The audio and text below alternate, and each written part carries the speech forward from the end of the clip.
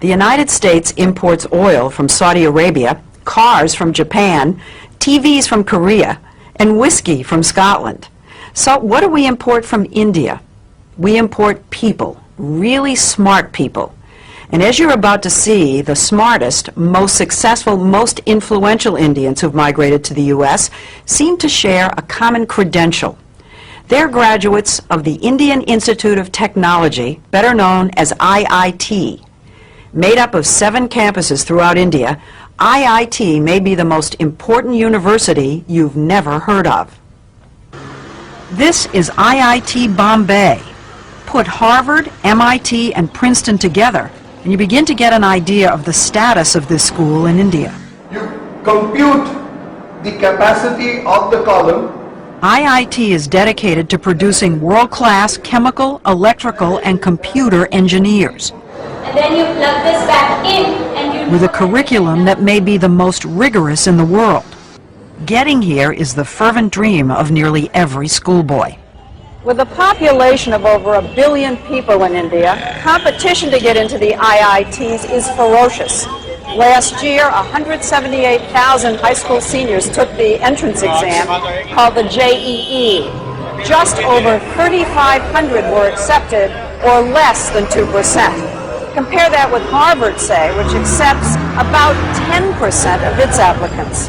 The IITs probably are the hardest school in the world to get into. In the whole world.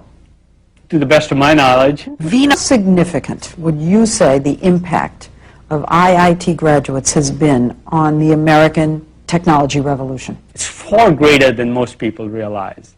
Microsoft, Intel, PCs, Sun Microsystems, you name it. I can't imagine a major area where Indian IIT engineers haven't played a leading role. Leading role.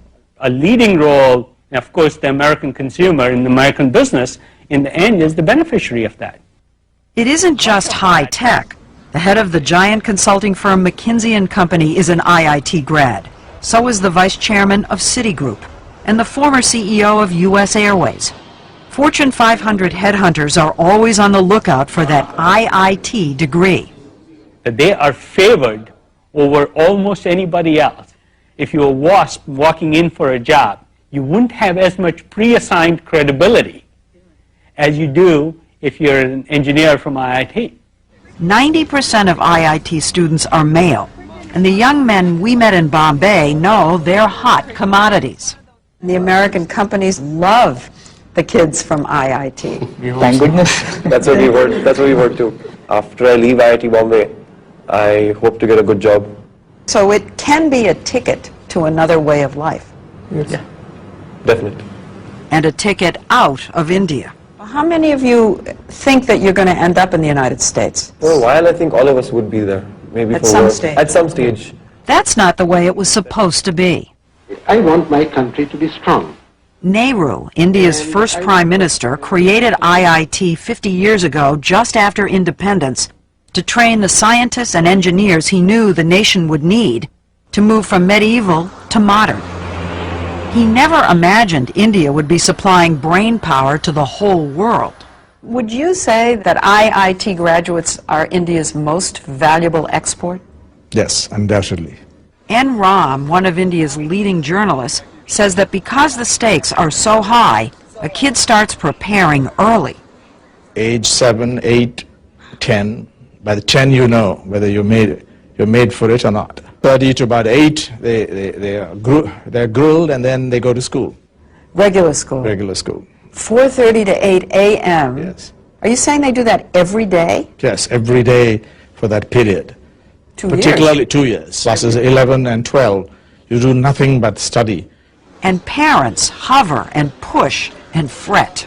I normally stay up all night and study for my exams.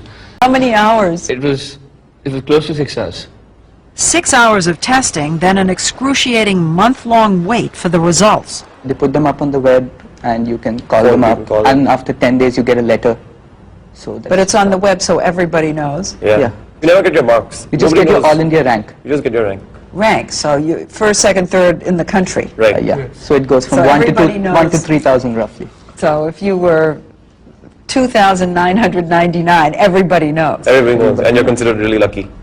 The top rankers get their photographs in the paper and all. So The high ranks. the high Yeah, ranks. he's one of Of them. course. You were one of them? Yeah, somewhat, yeah. What number? I was 196. Did you get your picture in the paper? Oh, yeah. The ranking isn't just an ego trip.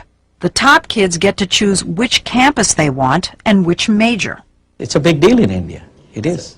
Narayana Murthy, founder of the huge software company Infosys, is known as the Bill Gates of India. What about your own son? Well, my son, probably wanted to do computer science at IIT. To do computer science at IIT, you have to be in top 200. And he couldn't do that, so he went to Cornell instead. Think about that for a minute. A kid from India using an Ivy League university as a safety school. That's how smart these guys are. I do know cases where students who couldn't get into computer science at IITs, they have gotten scholarship at MIT, at Princeton, at Caltech. Yes, sure.